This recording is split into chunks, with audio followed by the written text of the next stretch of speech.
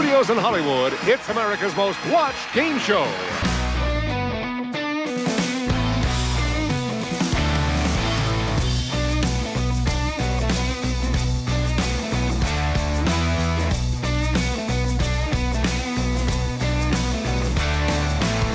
Call me the Joker, call me the fool.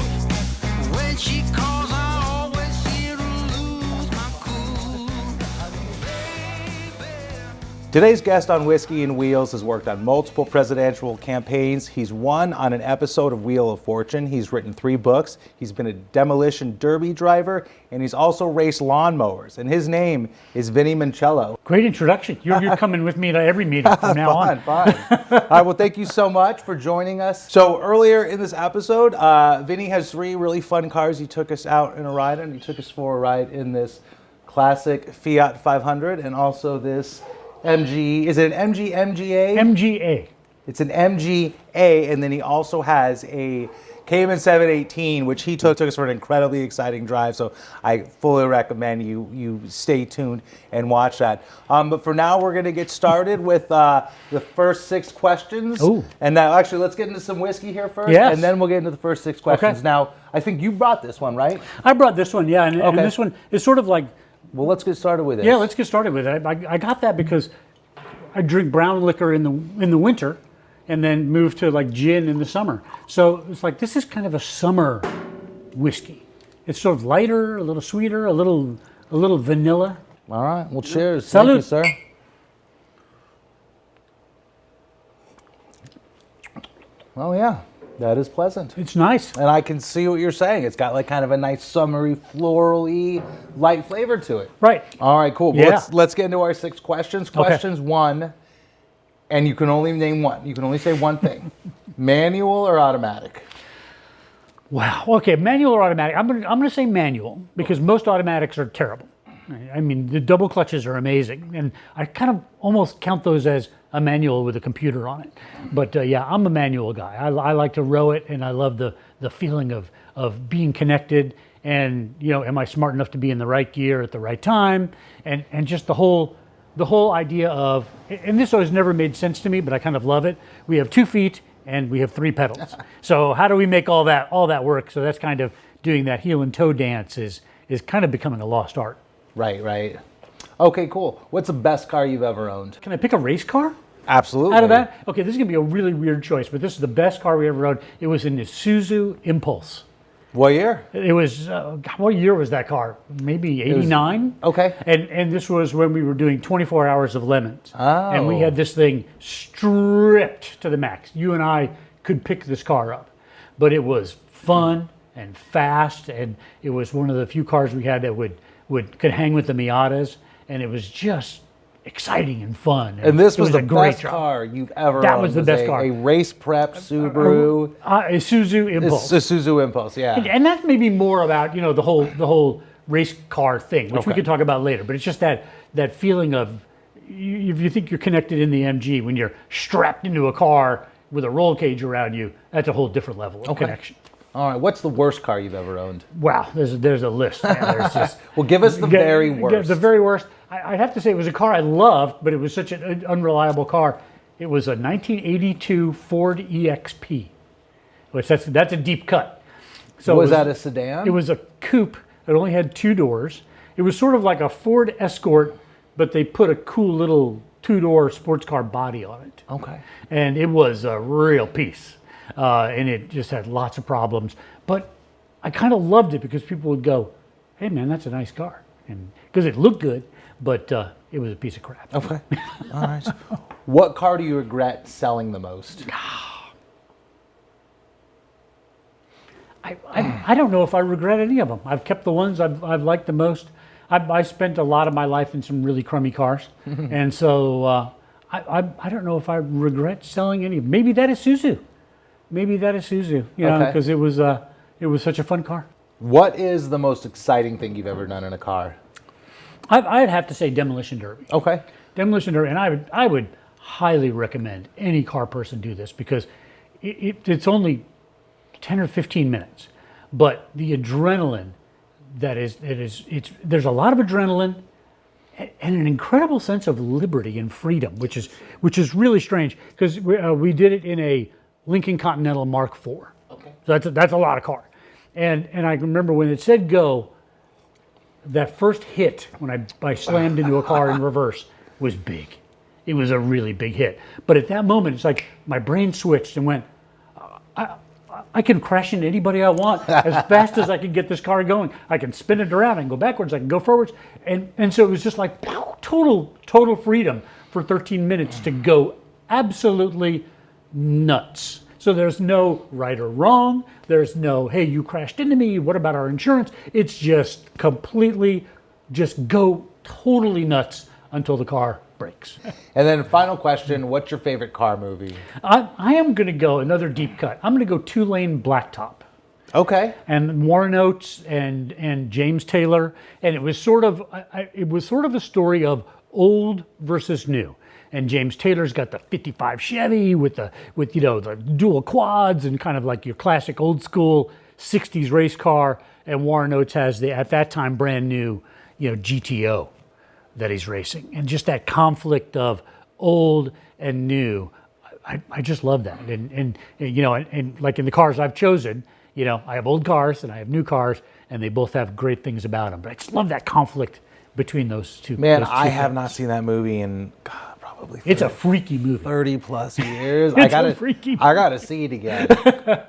Okay, well, you have an extremely colorful background. There's a lot I'm looking forward to learning about. But let's start off with the work that you've done for presidential campaigns. Yeah. So tell me about that. I work a lot in politics, and I've worked on 4 presidential campaigns, and it's completely different than anything you do because you are working in this very weird microscope, in this kind of fishbowl that everything you do people watch, and everything is big, and it's fun and exciting. I always call it sports for the unathletic, or Hollywood for ugly people. But for example, we were working on a presidential campaign, and I did a TV commercial in the morning. We produced a TV commercial, and we sent it out. And I went out to go get a sandwich. And by the time I came back, less than an hour later, there was a 2,000-word story on abcnews.com about that commercial. Oh, wow. So everything you do is just like totally, they get into it, they unpack it, they look under the hood, and everything you do is in a fishbowl.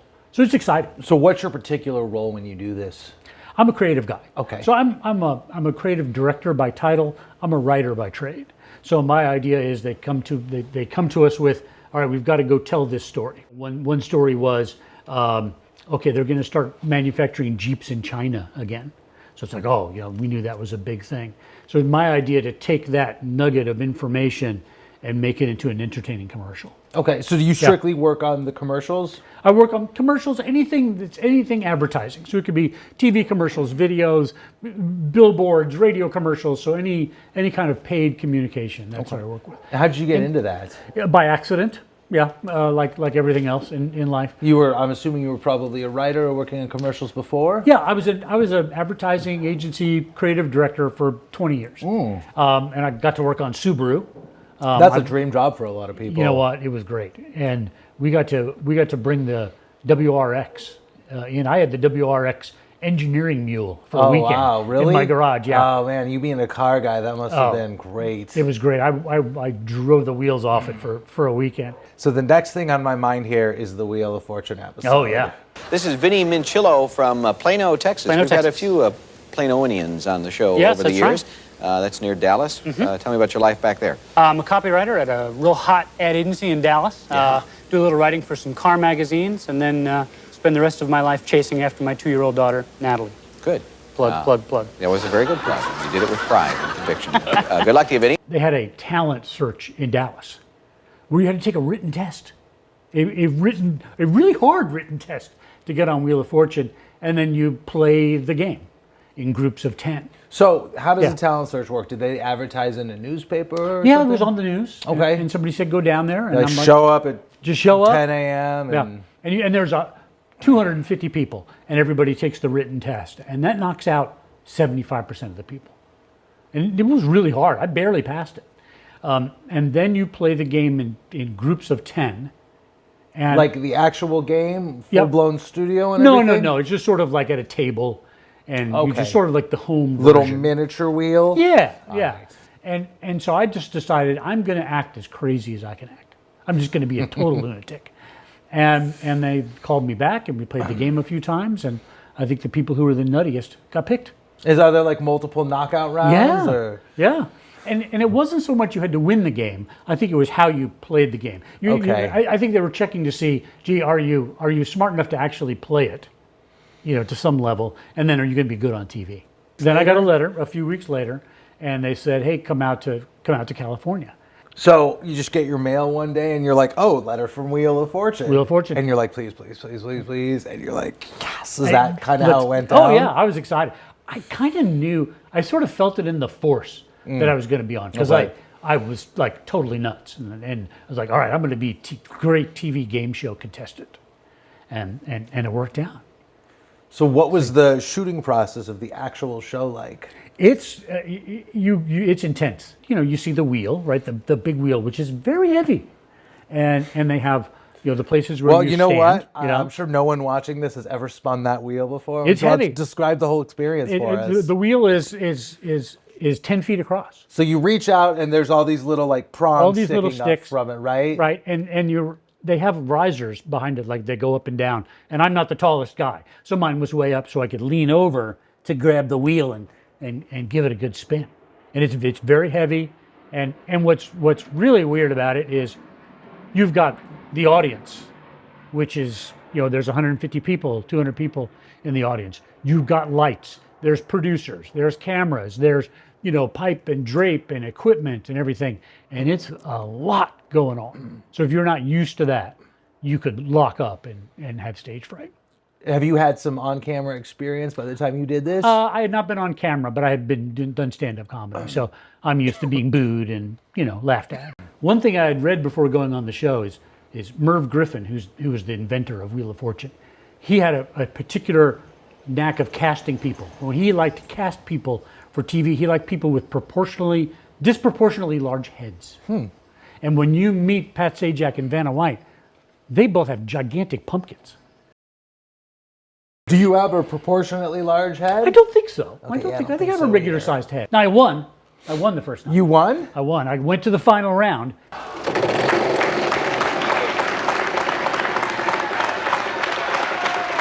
Hey, Vinny, $3,500 if you can find a letter. Yeah, an F. F, there is one F, and you have $3,500, just like that.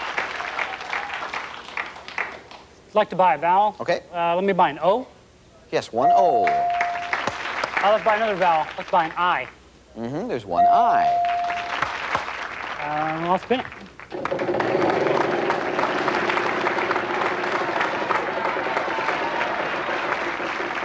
$200. Let me have a Y. One Y, $3,200. Let's buy another vowel. Let's buy a U. Just one. I'm going to go ahead and solve it. Go ahead. Catch me if you can. Boy, that's it, Good work, once again. Huh? That's 2 rounds you've won out of the first 3 at $29.50. In that round, you have a nice, even $4,000 total to Lovely. this point. Well, that's the way I feel about it. And we're going to move right on to our next round.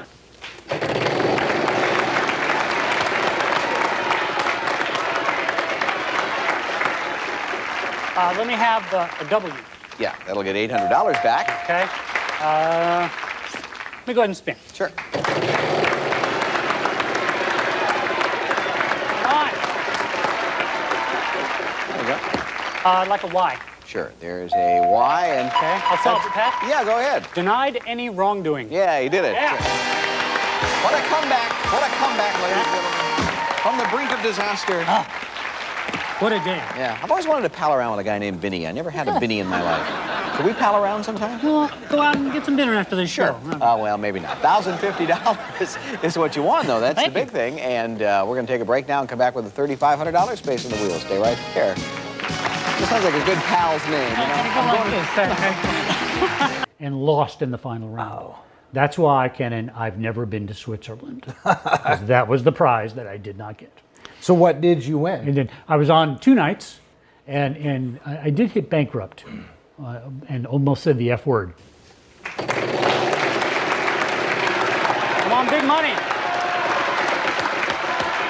Oh, no. Vinny, I'm sorry. No, I won $7,900, which we put down in our first house. Really nice. So it worked out great. And I won a year's supply of kitty litter, a year's supply of cough drops. So why don't we go Cycle. from one Glenlivet to the next? Caribbean I brought Reserve. this. Have you ever had this before? No. Okay. Well, let's get into this. It's a pretty easy drinking, pleasant whiskey. And what does it mean by Caribbean Reserve? What's the So pitch? it was actually distilled in a Caribbean rum cask, I believe. Matured and bottled in Scotland, finished in barrels that held Caribbean rum. Okay, so there's a guy like me who writes all this, you know. Okay. It may or may not be true, but Well, who's trust to say? We trust the Glenlivet. All right, salute. Salud.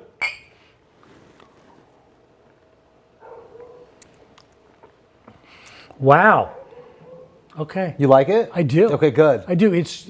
I have a sweet tooth. I get the rum out of it. Okay. Maybe that's suggestion on your part, but Well, there's I kinda get definitely it. a lot of flavors going on here that would not be in a typical single malt scotch. yeah. I know you've seen this before, and I like to do a bit that, for the time being, until I come up with a better name, I'm going to call Tasting Notes Extreme Challenge. And I'm thinking, I'm with a creative exec. Can I get my thesaurus? Maybe you can help me come up with a better name than Tasting Notes Extreme Challenge. I like it. I like it. You like it? I think it's kind of it's sort of crazy and over the top, but it just works. Okay, it just works. Because I want a good name for it, but I don't want it to be too You much. have like, a good name. Okay, Tasting Notes Extreme Challenge. We're going to keep it for a while because the ad executive here says it works. Okay, so the notes for this I have found from a website called Scotch Noob. So there's 3 elements to the tasting of a whiskey. There's what's called the nose, which is where you inhale it through your mouth, and then you exhale it through your nose. And there's the flavors that just kind of linger, I guess, in your sinus. And then there's the taste, which is just drinking it and what Yep. you taste in your mouth. Yep. And there's the finish, which is essentially the aftertaste. Yep. So let's do the nose first. Okay. So inhale into your lungs and exhale through your nose.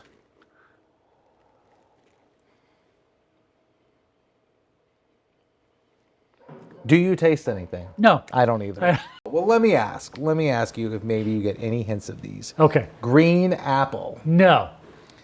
Hay. No. Maybe vanilla? Okay, hang on. Okay. Butterscotch. You know, I could be talked into butterscotch. Okay. I could be talked into All that. right. White tea. I don't know what white tea smells like. So that may have happened. A general aroma that could be described as tropical. Not quite sure I'd go that far. Okay. What about coconut? I could be talked into that. Okay. Yeah. What about raw sugar cane? Not sugar cane. Raw sugar cane? Raw sugar cane. No idea what that smells like. Okay. And what These about people get out a lot more than I do. what about dried pineapple? No, I did Okay. not get that. All right. Also, I don't know what that smells like. Okay, so we're gonna do the taste. So Yep. just drink it and just kind of think about anything you might taste.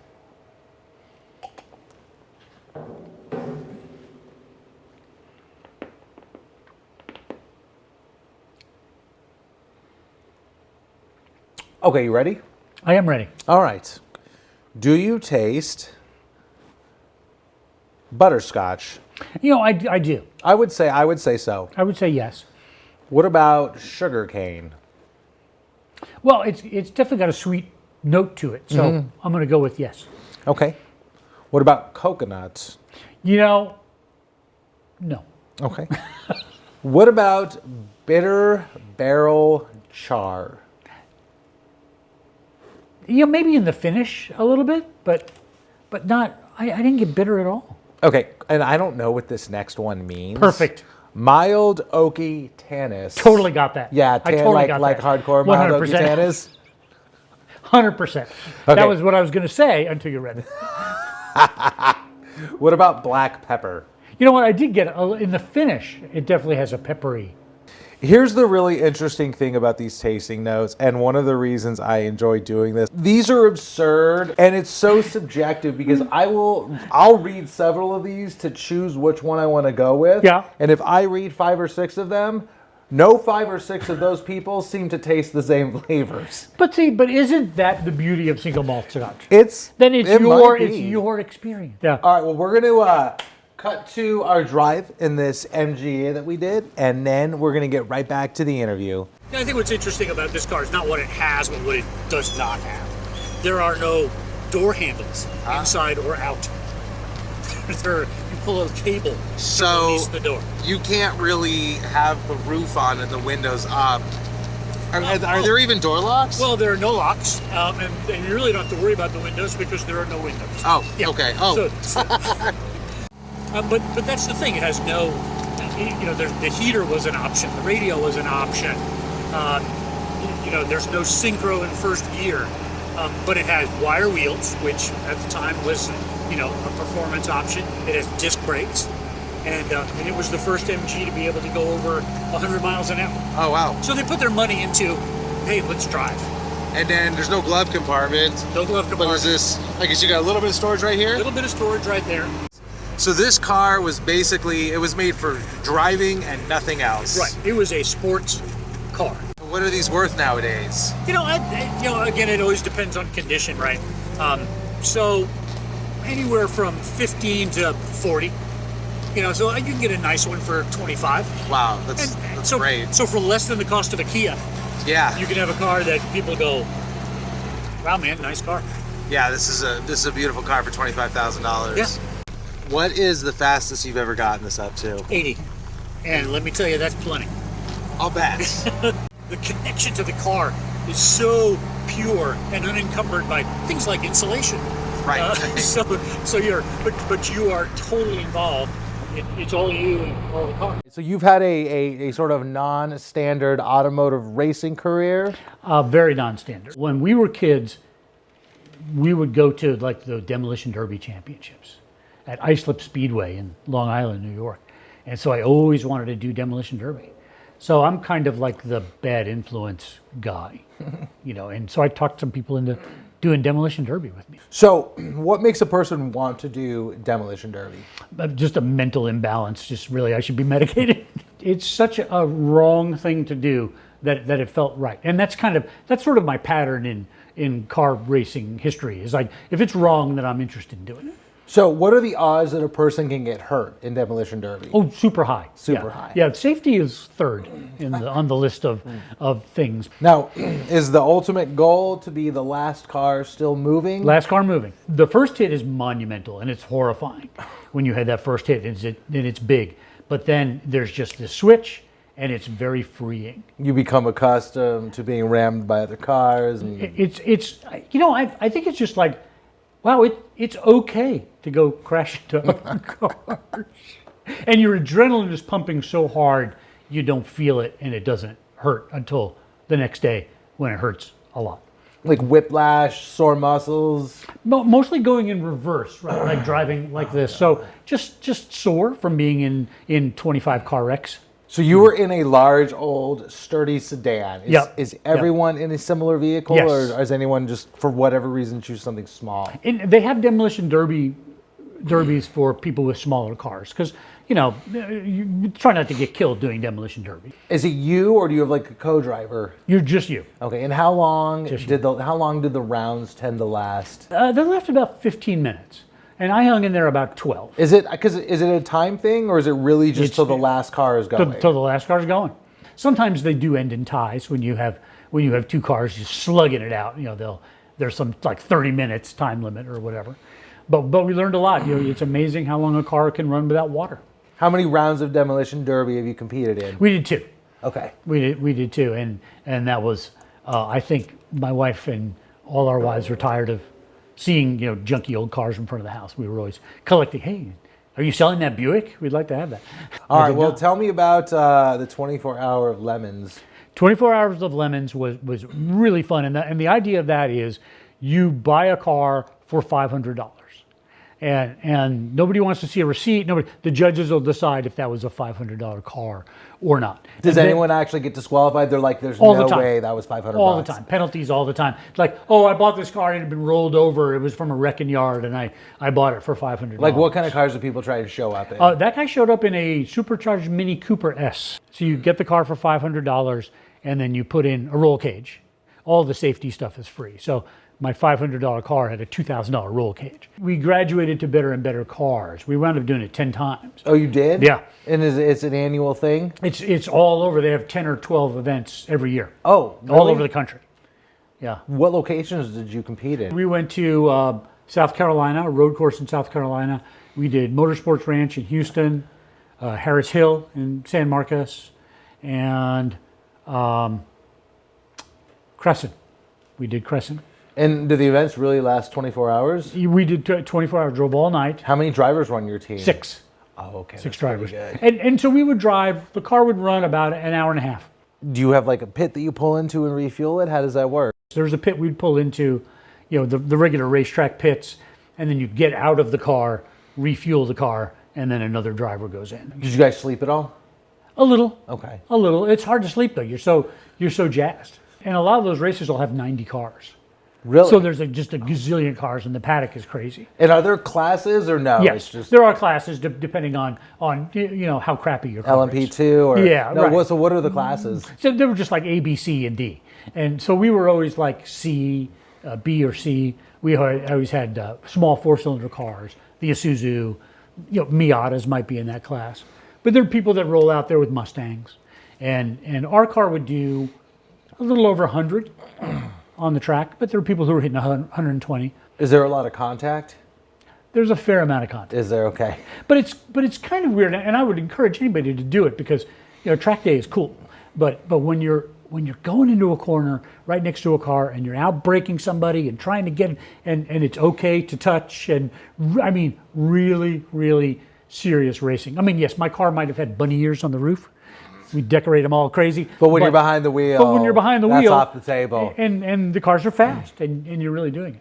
And this sounds so strange. It's such a feeling of zen when you're in the car. It's very quiet, and you're in your full face helmet, and your racing suit, and your 6-point harness. So you've done it best 10 times. What's the best you've ever done? 13th.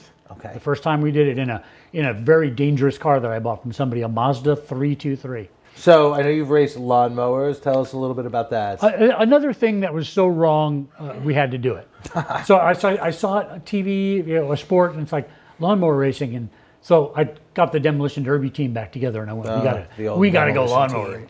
And so we built a bunch of lawnmowers and learned how to do it, and that's the most dangerous thing I think we've ever done. My lawnmower would run on the track; it would run 65. Oh. And if it was out in the open, it'd probably do 70. What kind of mower was it? This was a Murray, but we would bore out the engines, aluminum, aluminum flywheels, it big carburetors. The stock engine of the mower? You had to start with the stock engine, but you could modify it, and it had to be on the stock chassis, and we had to run lawnmower tires. What kind of motor did it have? It was a Briggs & Stratton. Now, was that motor stock more powerful than the motor in this Fiat? Yes, actually, the Fiat has 18 horsepower. The motor we started with had 20. Oh, well, if you ever get that mower back, you can do an engine swap. Put it in the Fiat, and we'll we'll increase on this. Get out there and pull start it. But lawnmower racing really, really fun because it's just so wrong, but you're going fast. Are you on and a you're regular racing. racetrack? Usually on dirt. Oh, okay. So a lot of times it'd be a field that we set up some hay bales, or a rodeo arena. Now, I'm assuming there's not an actual grass cutting blade spinning no while blades. you're doing this. Yeah. In fact, I don't know how to do a riding lawnmower and actually mow grass with it. I'm not sure. Only know how to race I them. only know it theoretically, but I've never actually done it. And how many times did you do that? We did that for years. We did that for several years. Yeah, we had the Maserati was one of the cars, the Alfa Moreo, and it was all good fun. Those but are good. But when it's another thing when you're out there, it's real racing. I mean, people are out there to win. They're not out there just to goof around.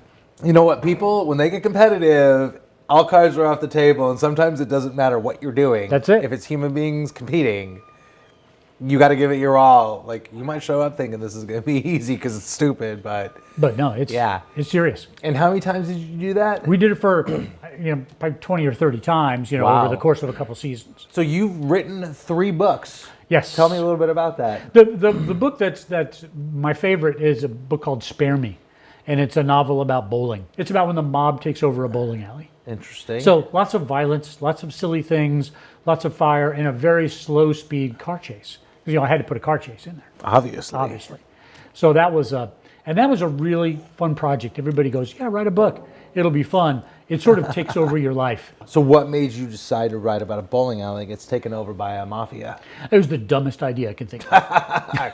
So you just wanted to challenge yourself. Challenge myself, and it's like I wanted to write about just regular people who have problems and they go bowling and they're and just really regular down to earth people. It's a funny, silly novel, but it's kind of on the theme of respect and a lot of people who are working class people who don't get the respect they deserve. So is your main That's what it would character like a blue collar guy that goes bowling a couple times a week? He's a blue collar guy who wants to be a professional bowler. He works at a bowling alley spraying the stuff in the shoes, but he wants to be a professional. You ever think about just throwing some money together and turning it into a movie yourself? A movie, that would be fun. I need somebody to pay for that car chase.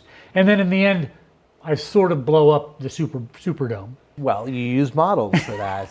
See, Scale models. you're a thinker. I like it. Now, I know one of your biggest passions is collecting typewriters. I like typewriters. How many do you presently own? I started last year with 42 typewriters. Started the year with 42? 42. And so the goal was to cut down the collection. Oh, you're reducing. Yeah, reducing. So we've reduced it to 60 now. So Okay, good. so the good. process has some flaws. How long have you been doing this for? I bought my first one when I was 12, and I bought it for $1. I have the first typewriter I've ever typed on. It was my grandfather's. My writing is different on the typewriter than it is on the computer. So what do you write on the typewriter? A lot of times ideas. If I'm just sort of concepting and trying to come up with the large idea that I want to craft, I'll just hammer it out on the typewriter. And there's something about the physical, connection to it. I mean, it just sounds like it's so much more complicated putting your ideas on a typewriter than on a computer. Well, it's the doing over. It's the retyping is where the idea gets better. So the first idea comes out and it's okay, and then you type it again. Just the act of retyping it, it sort of magically changes. And retype it again and it kind of refines and it refines. And what's the lure of owning multiple typewriters? Just like cars, each one has its own character and its own. Some of them type faster, some of them type slower, some of them are harder to press, some of them are lighter touch. Well, earlier today, we also took out this Fiat 500, so we're going to show you that drive now, and then we're going to cut right back to this interview. 18 horsepower. You ready? Wait. You hanging on? No. Get that seatbelt on. I gotta get my seatbelt on. Where is it? Do I need like a G-force suit or something? Exactly, G-suit. All right, and it comes from the bottom here. Whatever way you think it should go, it goes the opposite. Okay, floor it. All right. There you go. And that is mass acceleration. That is it. And momentum is your friend in this car. Once you get going, you don't want to stop. And how are the brakes if they're needed? They're good. They're good. Everything in this car was built to be inexpensive. Although this model, this is a 1969 Fiat 500L, and the L is for Lusso, which means luxury. Oh. So it has luxury features like Okay. a gas gauge and is luxurious. chrome bumper trim. And So if the car didn't have a gas gauge, how would people know how much fuel was in the tank? you just look in there. I have a little, Really? I have a little stick that I put in there to check how much. It holds 4 1/4 gallons. So that's good for probably 150 miles. What was the appeal of this car for you to buy it? Just its quirkiness. It's a very quirky car, but it's also a car that makes a statement. And I love cars that have this is a really strong point of view. And this was a strong point of view from the Italians. This was their answer to a Volkswagen Beetle. They wanted to, be able to have their people drive their cars. And so it was really designed to be very inexpensive. So this was the car that they started reproducing 10 years ago? Yes.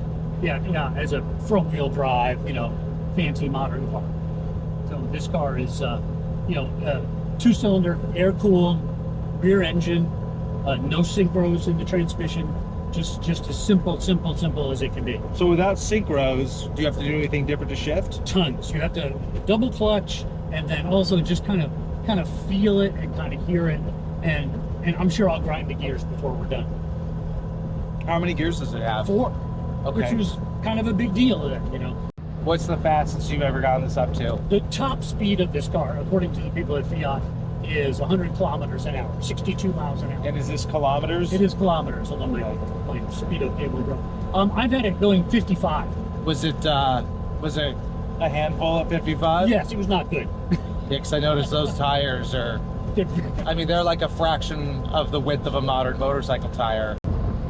But just meant to be a practical car, and it sort of accidentally turned, like the Volkswagen, it kind of actually turned into a fun car. There's no doubt this is a fun car. I mean, this has got to be a blast to drive. I'm sure at like 40 or 50 miles an hour, it's very fun. Yeah. And the thing about it is I've never had a car that at every intersection, someone is taking a picture. Constantly. And it's fun. So you better like people if you have one of these.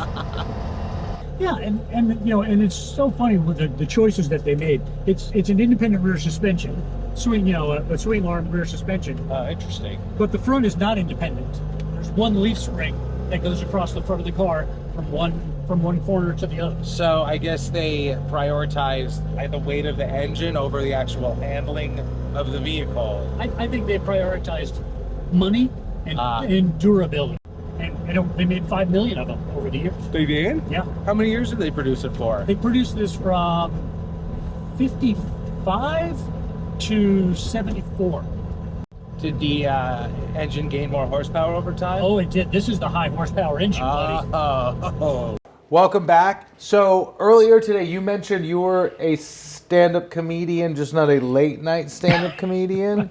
So Right. how did that work out? If comedy clubs were open at 10 in the morning, I'd be huge. I'd be giant. Maybe that's the thing to start. Like exactly. brunch The comedy Brunch club. Comedy Club, I would have done much better. Being a stand-up comic will teach you so much because, and you develop a really thick skin because you'll get booed and you just have to be okay. It's one of those things where when it's going well and people are laughing and getting everything you say, it is such a high.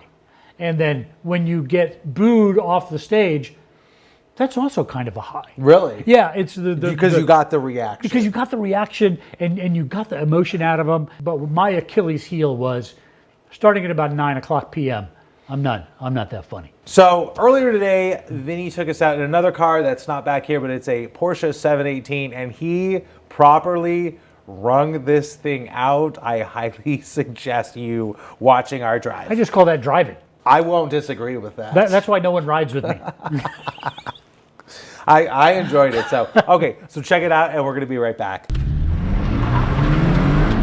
Yeah. You got a little light there. Wow.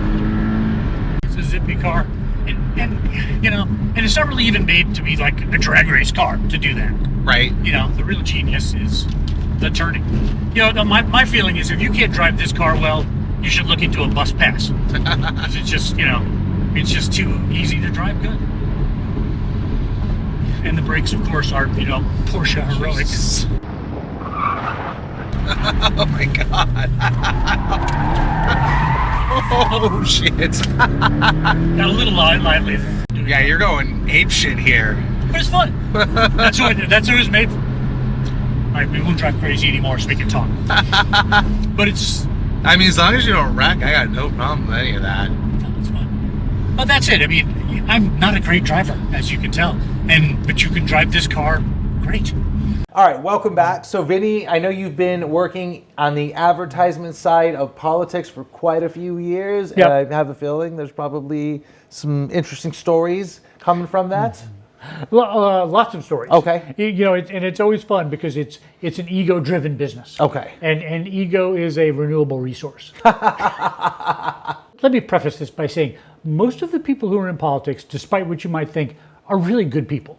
So I have not heard that. By and large, they're really good people who want to do good things. Okay. And you never hear about those people. No. The ones you hear about are the ones who are doing crazy stuff.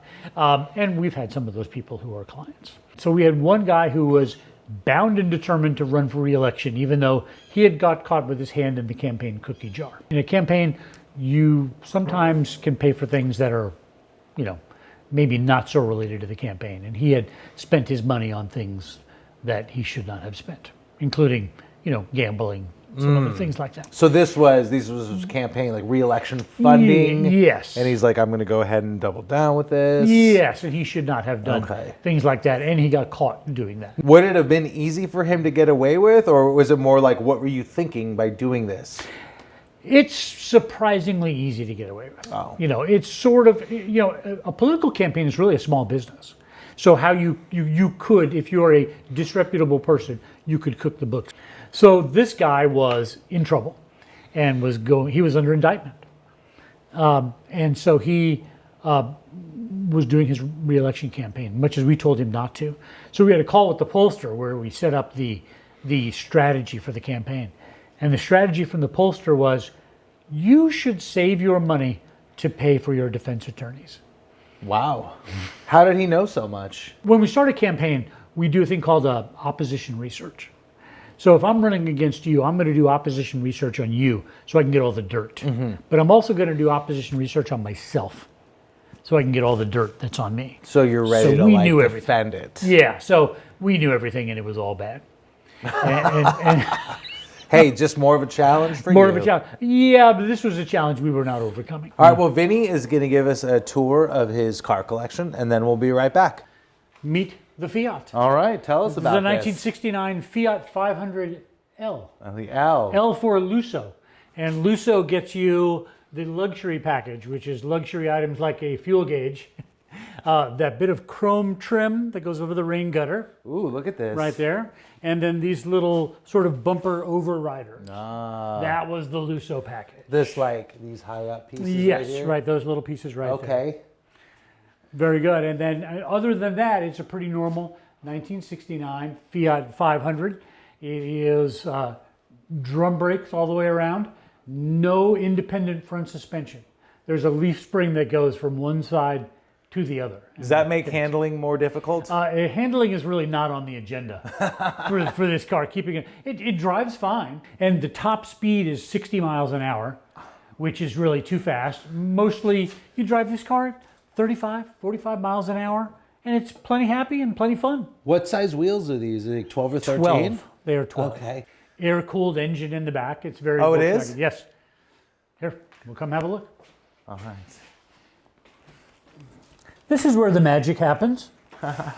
So there's the look at this. 2 cylinders, air-cooled, 18 horsepower. It's kind of bigger than I expected it to be from hearing about the size. 499 cc's. What is the belt drive? The belt drive, this is driving the alternator. Okay. There's no oil filter, which is kind of interesting. It has an oil slinger. It sort of centrifugally throws the dirt out to the edge. It's down here. And so does the dirt just collect somewhere? Yeah, it collects in this little, there's a little, inside this little pulley. Interesting. You take this cover off and you scrape out all the goop every How often do you miles. have to, every few thousand miles? Yeah, I mean, I do it. Like annually? It's sort of like an annual or every other year kind of thing. It's extremely nasty. Now, this car looks so tiny, but, I rode in it. I mean, I fit more comfortably in here than I would expect from looking at it. Like a lot of cars of that era, like the Beetle, like the Mini, like this car. It's a packaging exercise. And there's a lot of room inside. I mean, you can sit. I've had 4 adults in this car. What happens up here? This is the trunk with all my stuff in there. It holds 4.25 gallons of gas, which gives you about 150 miles. Spare tire, jack, room for a little bit of stuff. But the back seat folds down. So you really have quite a bit of storage capacity. Windshield wiper fluid? Brake fluid. Okay. There's a windshield wiper fluid is in this little bag. Ah, interesting. It's got a little bladder there. Yeah. How much does it weigh? It weighs about 1,100 pounds. Wow. Yeah. That's great. And one of the problems with this car is when you're out and about, people go, hey, can I pick up your car? So people are like, hey, I want to pick your car up. All the time. Interesting. people are either, I want to take a picture of your car or I want to pick your car up. So do you think we both could fit back there? Absolutely. Let's do it. Let's do it. All right. I'm we go. gonna let you instruct me. You get in on that side. I'm gonna get in on this side. It's easy peasy. Just push the seat up. Like that. And in we go. There's not even a lever or anything. No. That is not safe. Because that saves money. See? Well, I guess as long as the we are. person in the back weighs less than the person driving, they're mostly okay. All right. I wouldn't describe it as comfortable.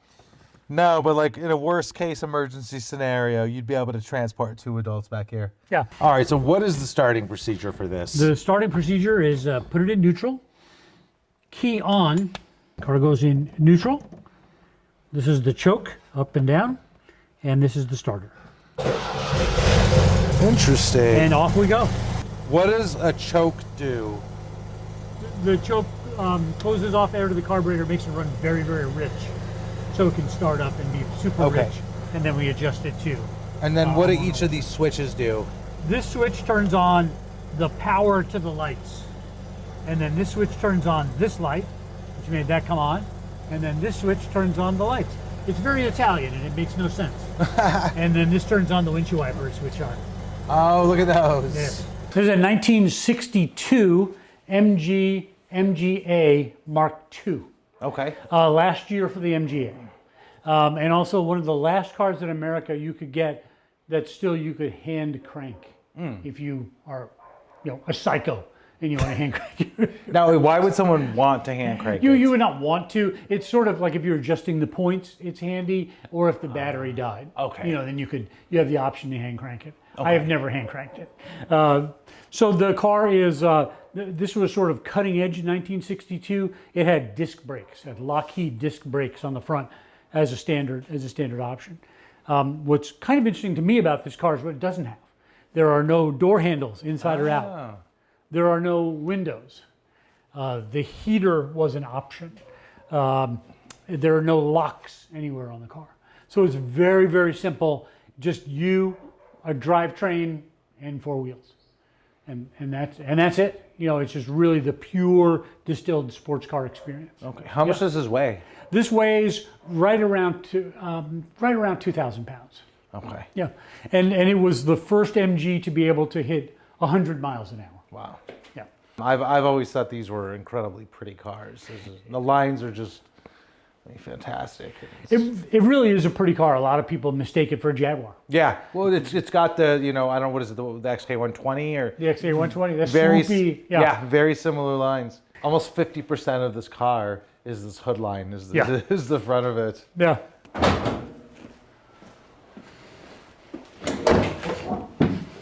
Man, that is so long. It is.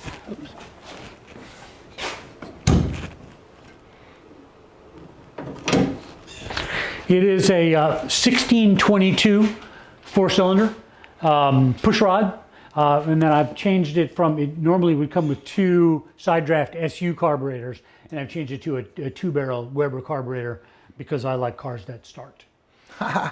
So for its day, I mean, a relatively large engine. Yeah, and it was very competitive in racing in its day.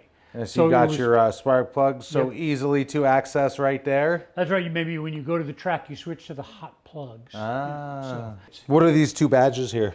This is the Royal Automobile Club, and this is the Automobile Association, which is more of a London-based. So what do you love about this car the most? My dad had one, so I do have a nostalgic connection to How this old car. were you when you had one? Very young. I was probably 8 or 10. Do you remember riding in it? Oh, yeah. Oh, yeah. And it only would have been, and yeah, you mentioned this was your only car. We had a family of 6, and this was our only car. So ain't no one other than one other person and your dad were ever riding in it. That was it. Maybe a couple of kids behind the seat, if you took the top out. Oh, you there's can fit some kids behind there? I mean, when we were very little. What do we got going on back here? That's the trunk. Let's have a look. Is this fuel? That's the fuel. It actually holds 12 gallons of gas, Oh, that's not bad. which is not bad, and a trunk with no lock, but fairly spacious. Okay. Spare tire and all my junk. Pull it down. Pull it down All right. and open. In you go. No door handles. Door handles are heavy. Ah, that's right.